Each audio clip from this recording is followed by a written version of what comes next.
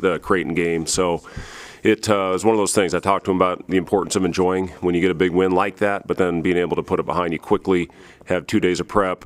Really the first day was putting in the game plan, getting some guys some conditioning that needed it, and then today we went hard and had a good physical practice. That's what this game is going to be all about, is about toughness. That's what Indiana does. That's what they hang their hat on.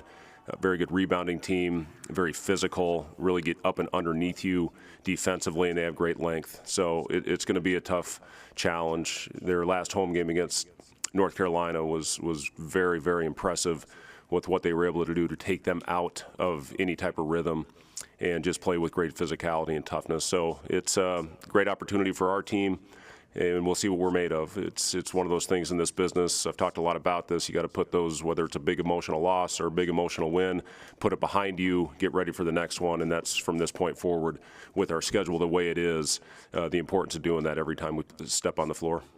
With what Rutgers was able to do to them, talk about the physicality and what you guys did to Creighton, how much can you carry over that recipe from Sunday into this match? Yeah, I mean, that's the plan. You have to go out every time you step on the floor, and that's one thing I've talked about this group since we put it together, is I thought that it was a team that had some toughness and grit to them, and I think you saw that in full display for the full 40 minutes against Creighton. And to be able to withstand runs in that building, that is not easy to do with the firepower that they have on that roster. So as much as anything the other night, I just thought we were able to withstand and handle adversity well, and we're going to face that again in Assembly Hall. It's an incredible venue, great arena, ton of history in that building, and they're filling it right now, and it's as loud as any when that thing's full. So we're going to have to come out with great energy, different game time, playing at 8:30 for our guys, but it's going to be very important, similar to what it was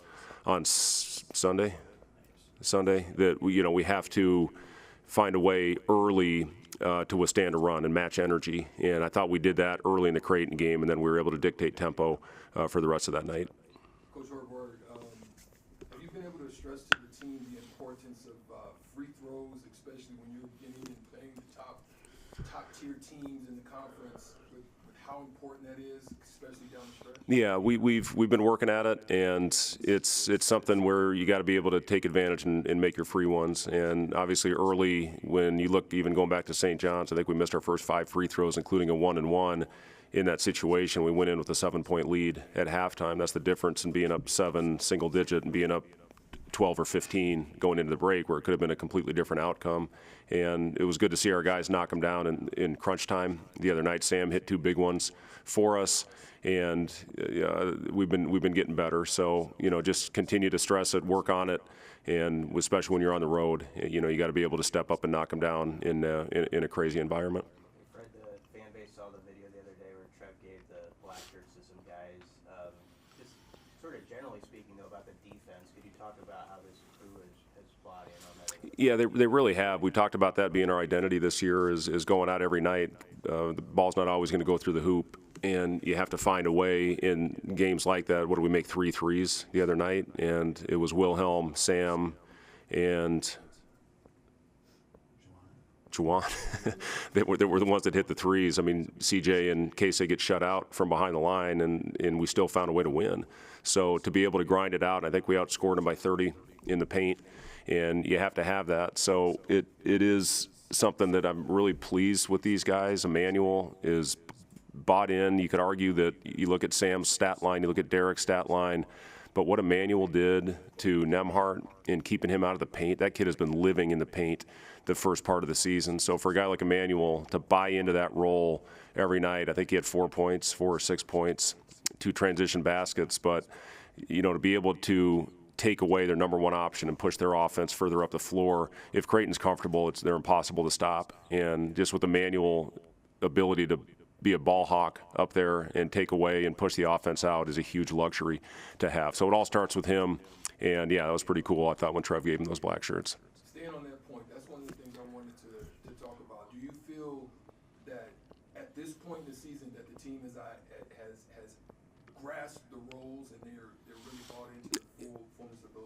Yeah, as you know, Eric, it's so important to buy into the role that you're given. And we've had guys throughout the course of the year, and it always takes a little bit of time before those get established. But for this point of the season, still being early, I'm very pleased with how guys have accepted that. And Juwan, you look at the efficiency he played with last game, and he goes out and he's 5 for 5, hits a big three. It was wide open. Those are the ones we want Juwan taking, not the contested ones. And for about a 4 or 5 minute stretch, he was just eating up the glass and seemed like he got every rebound, and Sam was in there. And when you look at that, I think that's 7 in a row, if I'm not mistaken, winning the battle of the boards. And if you can do that consistently, you're going to give your team and you're going to give yourself a chance. And that's going to be important in Bloomington tomorrow night. We have to be able to compete on the glass. They've got such great length, and they're so physical. We have to make first contact. If not, it's going to be a long night. Seen plenty of Trace Jackson Davis over the years. What's going to be the key to making Mike successful? Yeah, he just keeps coming back, and but he's a heck of a player. And you talk about some of the great players over the years, and taking away their dominant hand, and they still find a way to get to it. He's so good at getting to that left hand.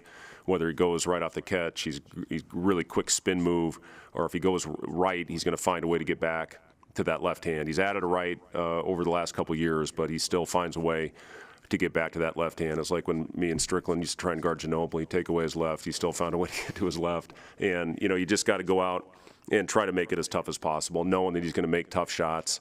It's impossible for our team to simulate what he does, but just have to go out there and try to make it as difficult as possible. We know Indiana has your attention, but what have the last 48 hours been like? Well, it's people ask, well, how was the bus ride home? I'll say it. The guys fell asleep, and the coaches watched film. And it's been a group that's been very process-oriented, and that's one thing that's been really impressive. Obviously, there was a great celebration after that game, but they got over it quickly, and that's something that we really stressed.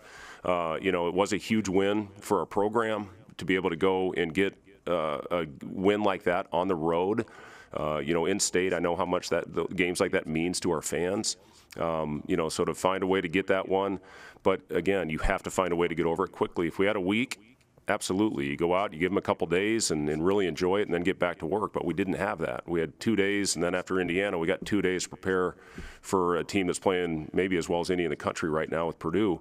So it's a heck of a stretch. So to be able to get that one, the importance of winning that game with the stretch that we have was so important, and it also was a confidence builder. When your guys know you can go on the road and beat a top 10 team like that, it's so important for your confidence, especially early in the year. We lost so many close ones early last year. If we win the Wisconsin and the Ohio State game early in the year, that might have been a completely different season a year ago, but it didn't happen, and it's past, we're past it now. But to get a game like that at this time of year is so important for the psyche of your guys.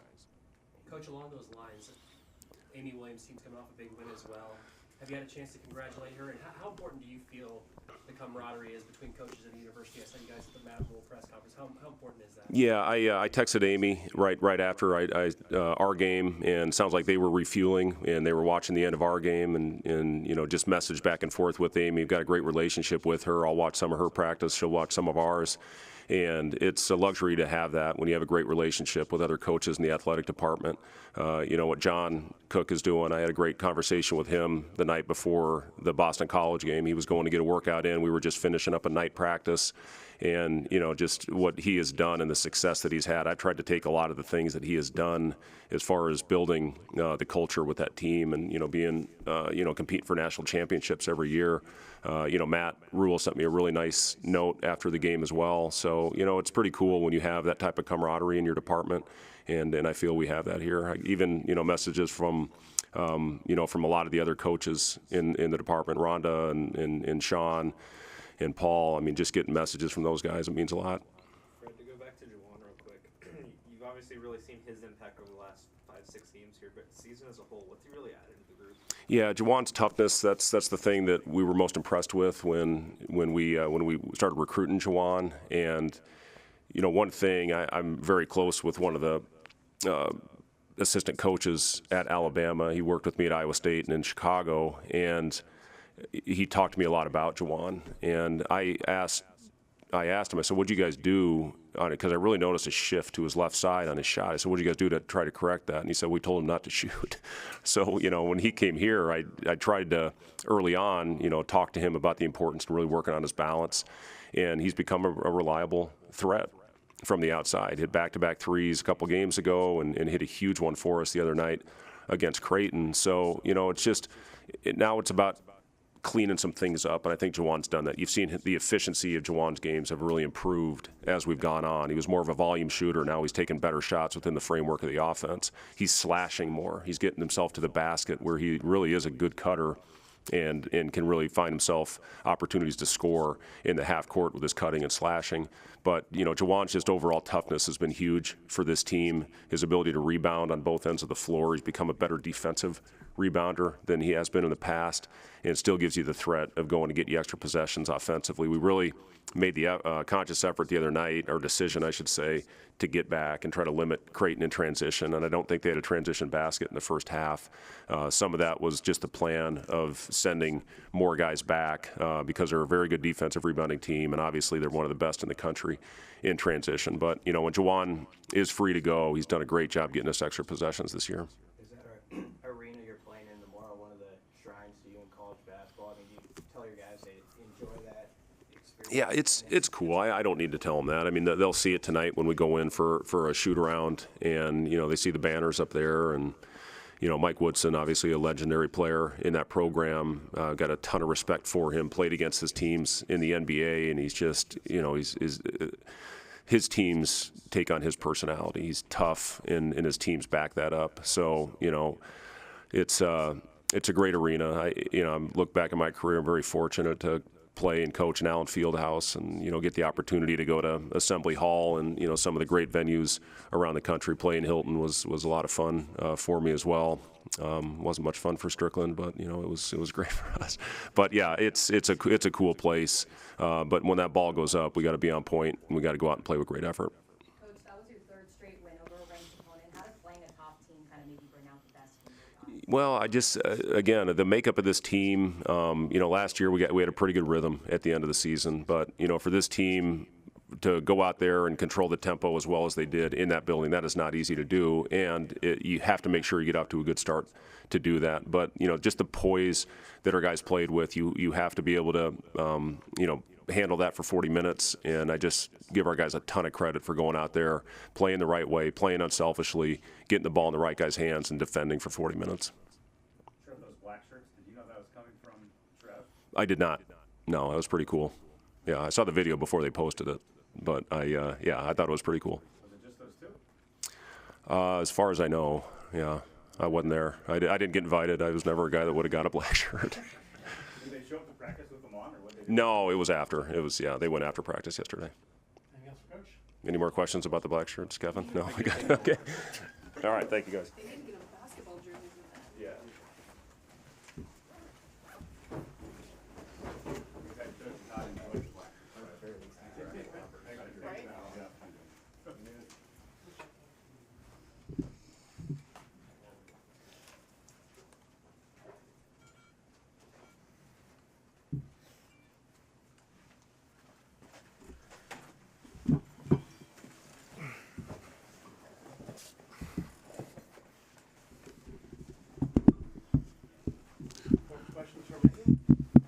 How's it going, guys? You came to Nebraska. Do you think you'd be a black shirt? No, never ever. It's kind of funny because at first I kind of knew a little bit about the black shirt just because I was walking around close to like the football's locker room, but I never thought like ever that I'll get one of these. So it's an honor for me. What did that mean to you? I mean, it means a lot. It means like, you know, I think I'm like the first. Me and Juan are the first like athletes ever out of football to get like a black shirt. So it's an honor to be the first one. I actually be the first one, but to be like, you know, kind of having the AD showing love to us and, you know, appreciating what we do for the team and appreciating the fact that we're Huskers now. It means a lot. It means that, you know, we're doing the right things. We're doing what we're supposed to do, and you know, we getting the benefit for it, you know. And we still, like, it's still early, but, you know, to know that people really are looking at us and noticing that we put so much work into like what we're doing right now, it's really great. What went through your mind when you two got called into the AD's office? I was a little scared. I mean, usually, usually when you get called up to go see the AD, it's not necessarily a good thing. I mean, in my book, it's never either is to talk about like I don't know, entering the transfer portal or something that you did. Now you gotta get like a penalty for this, something, a suspension, or whatever. It's never, I don't know. I was just like, well, either he wants to really congratulate us about the win, or maybe we did something. Emmanuel, you're a two-way player.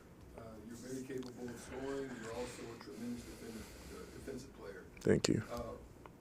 What do you look at when you take on the challenge of the opposing team's top players? You did a wonderful job on them, Art, and you're embracing that role. How do you feel about that? I mean, it's funny because to me, I mean, our families, with my big brother playing professional basketball, he was a great defensive player. And it's funny, but also for my sister they played volleyball, they were a great defensive player. So for us, we get pride of like protecting what's ours. And for me, from Canada, I always had to prove myself. I always had to like, show up in games or show in the AU games, show up whenever I had to come and play in the United States and get prospects and stuff like that. So for me, I take it as like, I'll take whoever is the best player to them, and I'm a two-way. So, well, I make it really hard on the other hand for him to score, and I'll get on the other hand and score for him. This is so demoralizing for any players, and I take pride of like doing that, and I take pride of like taking the head of the snake of any team and releasing that pressure so I can trust my teammate to do whatever is possible for them to, do what's best and do what's best for the team and do work to their strengths. So now they don't have to worry about, there's one less player that they have to worry about on the court, and I'm just taking that off for them. One other quick question. As you approach Big Ten play now, what is the team approach in looking at your home and away games so that you can figure out how to navigate and move up in your rankings of where you've been in the past? What's your approach as a team for that as you're doing it? I mean, coming from a winning program at SMU, the main things for us were taking care of business at home, protecting the home court. That's always huge. Whenever it comes to your court, you got to protect your home court, take that advantage, and every time they step on that court, whoever, if it's a ranked team, not ranked team, it doesn't matter. It's always been something in college basketball that if you protect your home court, you put the league on, you put the conference on notice. And now, on the road, it's kind of the same approach. You don't want to lose, and you don't want to lose any. Nobody wants to go in the game and think about, okay, we're gonna lose this, lose some. But get into it like being in there, playing away. It's a totally different aspect of the game. It's like it's a home court advantage for them. But if you can get a couple of them and get some wins, that's where you're like, okay, they're taking care of business at home, and now they getting some away. So not really getting into conference play. When you do the math, there's a lot of wins in that column, and there's a way less L's in the other column. So this is a really tough stretch for y'all. At Creighton, at Indiana, home against Purdue, three really, really good teams. What does the win over Creighton do for your confidence moving forward into this pretty tough week? It's a huge booster for us. It means that what we've been working on is working. That's one thing. That our defense is being more consistent. That we're working hard, that we're consistently for 40 minutes, and that the little mistakes that we used to do earlier. I don't know, maybe earlier against playing Chaldron and all those teams that we played earlier during the season. Now we're seeing a complete really a progression, and then we only 8 games. 8 games in, and to see that in the span of 8 games, we still working really hard to what we want to be. It's just great. But we don't want to get too ahead of ourselves with that win and be fat and happy. You don't want to be fat and happy. You want to keep working every day, keep bringing the energy every time. It's great for us. We want to use that momentum to go into the next game, but we understand that it has to be a standard. We cannot just go with one win and then lose the next 10 games. We actually got to set the standard of we got this one, it's a good one, but let's move on and get that next one. It's all about the next one. The way you guys controlled the paint and the boards here these last 5-6 games, how big has that been for you guys?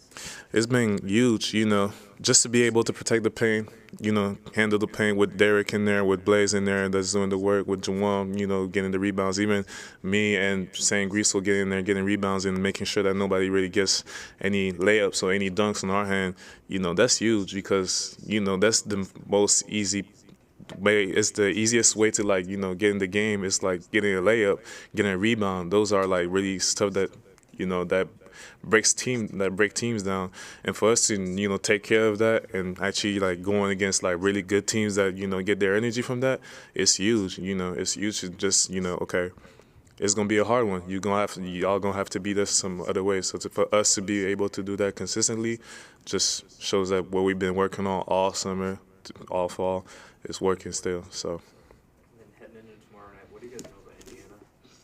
Really physical. I think their defensive rating is really good. As I looked, I think they were ranked 20th in the whole nation. So they are really physical. They chase everything. They don't chase guys around. They will foul. They will hack. All of that. Not necessarily getting the call for a foul or whatever, but it's all about playing through contact, and especially in that paint. They got one of the best player maybe in the nation in there. And it's all about. Like I said earlier, if we can control the paint and make sure that he gets everything in hard, I mean, we do our job. But really physical, a good team, well coached. They got really good sets. They play outside, inside, outside. So they're a really good team. Anything else for Emmanuel? Thank you guys. Thank you guys. Appreciate y'all.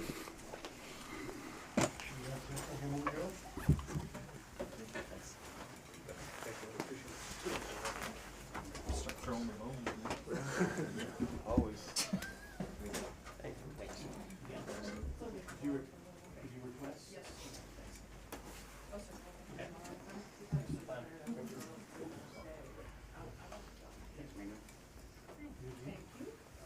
Okay, while we're on that topic, if anyone's going to KC next weekend, shoot me a text as well. I know I'm 12 weekend as well. But just shoot me a text so I can send them Melissa for that. KC, we play KC in the T-Mobile Center next Saturday night.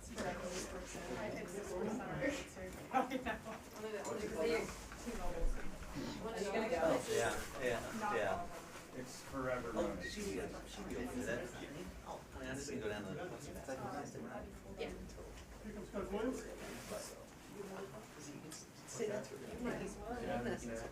I can go, right? It feels like 10 minutes.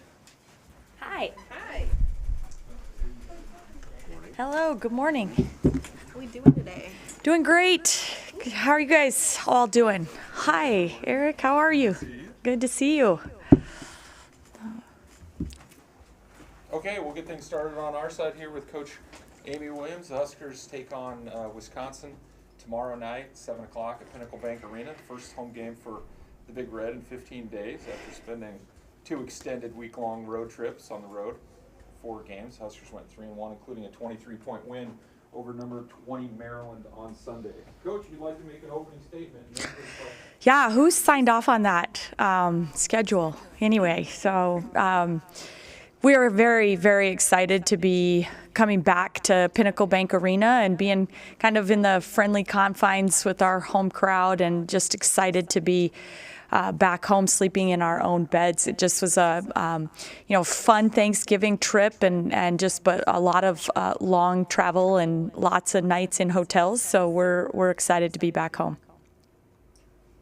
Big win against Maryland. I mean, it's one that's like getting the monkey off of your back. How does it feel, and what is the confidence now with the team going forward as you're approaching Big Ten? Yeah, I think the best thing that our team has been able to do is just really learn from the losses. And it's not easy. I mean, it's not easy and it's not fun, but we've had some tough challenges against ranked opponents on the road.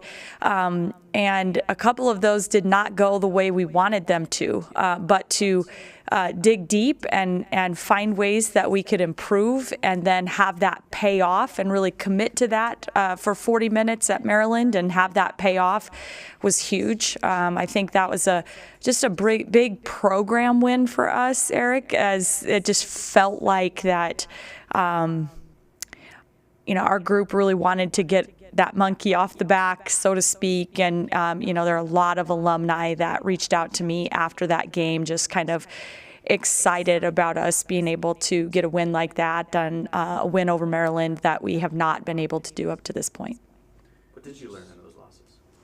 I think the biggest thing is just that we need to be a little bit tougher. And, we talked a lot about how toughness means a lot of different things to a lot of different people. Jay Billis wrote a whole book about it. But for us, just really knowing that regardless of the circumstances or what happened on the last possession, your ability to focus on the now and what needs to happen right now to move forward to that next possession. And I thought we were able to do that. We had some chances or some times in that Maryland game where we got down 11 in the first half, and at that moment you could easily just focus on being down 11 and, oh no, what now? And instead it was what needs to happen on this next possession. We hit, Jazz Shelley hit 2 huge threes before halftime to cut it back to 5, and I thought that was critical for our belief to climb back in. What does it say about the team that they bounced back from, again, a tough loss at Virginia Tech to, pulling off a big win? I think it says they love each other. I think, they really leaned hard into each other after that tough loss at Virginia Tech, and could have easily gone the other way, and they just leaned into each other, embraced each other, and I just love how much this group loves each other. How important was the timing of that win, ending the road trip strong, and now you spend the rest of the month at home? Yeah, I mean, it's still not going to be easy. I think it's the timing of that is great, and what a big win for us, and we have goals to compete for a Big Ten championship, and so we're 1-0 towards that goal. And I think for us that was kind of a new beginning, but we know it's not going to get any easier just because we're at home and we've got a very challenging conference opponent coming in here tomorrow, and it's just going to be a grind every single night out. Amy, what have you learned about the league so far? I know it's conference play just starting, but what have you noticed out of conference teams in their non-conference? Yeah, top to bottom, Kevin, this is probably the best the league has been. When you watched, the first night that we opened, I watched a double overtime game, Penn State at Minnesota, and both teams were just making huge play after huge play, big bucket, big free throws, just, really clutch performances. You watch Illinois go and play Indiana to a 2, 3, 4-point game on the road at one of the top 10 programs in the country, and I just think it speaks to the parity that we're going to see, and just knowing that every night you have to be ready to play. Talk about the toughness of the schedule early on, especially being on the road. Would you say that is great preparation as you begin to move into a tough Big Ten season? Yeah, I think so. I mean, it would have been very easy for us to schedule differently, but we felt like our program is at the place where we really want to challenge ourselves, and so we did. We have, and we've seen some ups and downs through that, but I know that my team is comfortable with, stumbling a little bit early, finding some things out, learning a lot about ourselves, and really crescendoing at the right time. And we feel like this is a good path to give us a chance to do that. Not only a big win for y'all on Sunday, but a big win for the men as well. Just what was that moment like watching the end of that game with the girls on phones and all that stuff? Yeah, it was pretty incredible. We were originally not super excited about the fact that we had a refueling stop on the way back, but it did allow us to, we landed in Columbus just in time to be able to pull up about the last 4.5 minutes of the ball game and be able to watch it, and it was just an eruption of excitement from our team being able to see the guys have a huge win like that, and I heard a lot of people talking about this being one of the biggest, days in Nebraska basketball, just collectively with men and women in a long, long time, and so we're proud to be a part of that, and just incredibly excited for Coach Hoiberg and his group for the toughness they showed. he said you guys congratulated each other and all that. I mean, how important is that in an athletic department, such a high pressure, Big Ten, big time level, that you guys have your coaches' backs through good times and bad? Yeah, it's just hard to really put into words how much I've leaned on the other head coaches and coaches in this athletic department, and to hear from Coach Cook and Coach Ravel and Coach Hoiberg and just Coach Walker and just the support. I mean, I go back to kind of and Coach Ravel and I are very tight. I know that's been well documented, and we talk multiple times a week about just our programs and building culture. But I go back to a conversation I had with Coach Walker after my first year here, and 7 wins that year, and some pretty tough off-season things that we were dealing with, and the encouragement that I got from Coach Walker has just carried me, through lots of ups and downs and hard times, and I'm just so grateful to have Coach Hoiberg right down the hall, have that support, know that our athletes support each other, and to have outstanding brains in this department that I can tap into to continue to get better myself. Amy, we know it's been a long time since you played.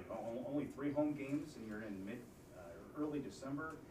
What do you got to tell your fans in terms of embracing this team, because they haven't had many opportunities to watch you guys firsthand, and I know you have a big stretch coming up here, but do you have a message for the folks that are going to come and support your team on the backside of this month? Yeah, we're so grateful for your support and excited to have you back out there. We just need to have that that fuel to just kind of fill us back up after being kind of some road warriors for a little while. I think we're still a little bit kind of finding ourselves with just some injuries and trying to work some people back in. It'll be unique, hopefully being able to work Sam Hybe back into the equation here shortly, and then whenever volleyball is done winning their national championship, being able to have another piece, being able to work into our rotation with Maggie Mendelson. So just kind of unique, where you kind of are knowing that your rotation is going to shift a little just by adding a couple pieces.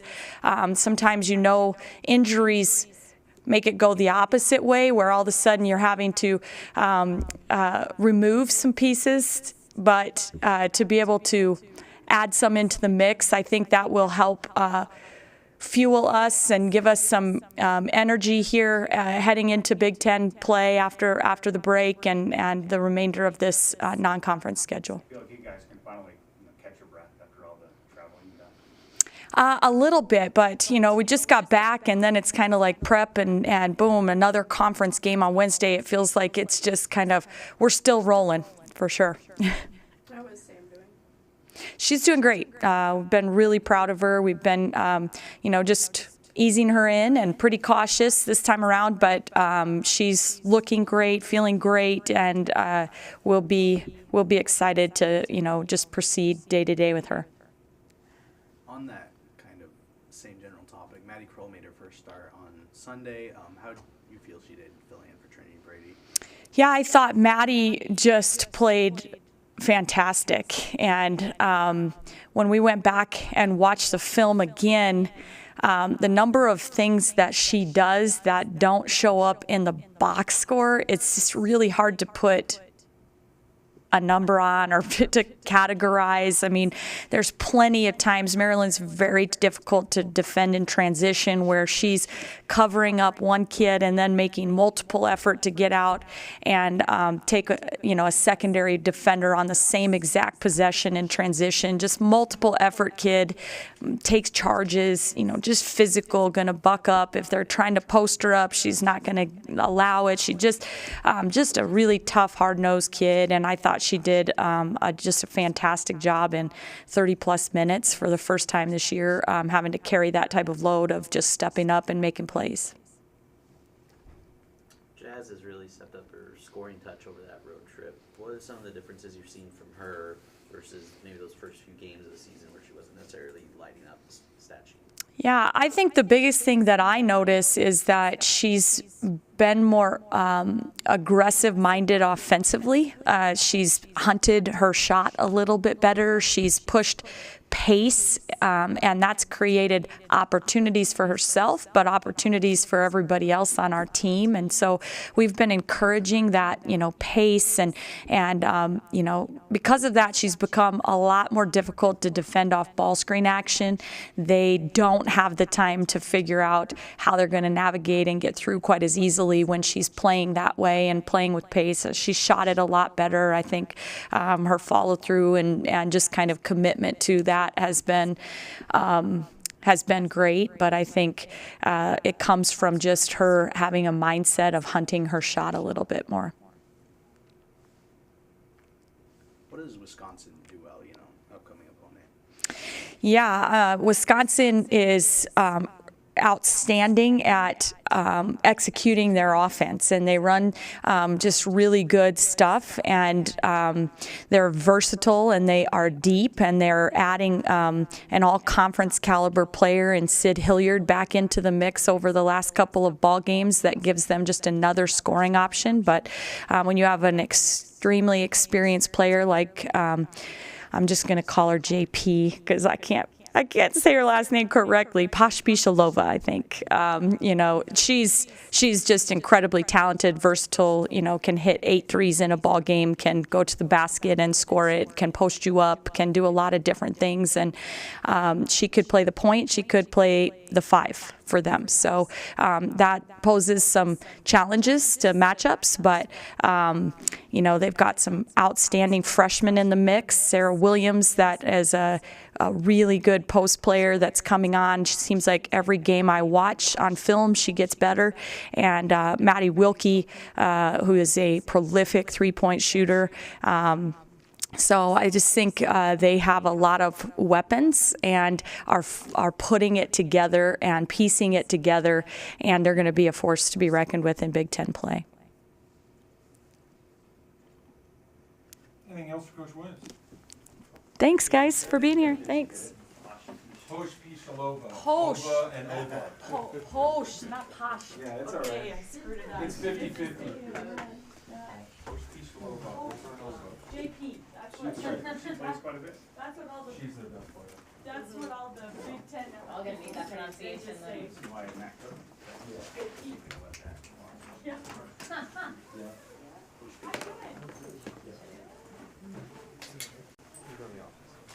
I will. I gotta make a pit stop at my friend at Metro. Yeah.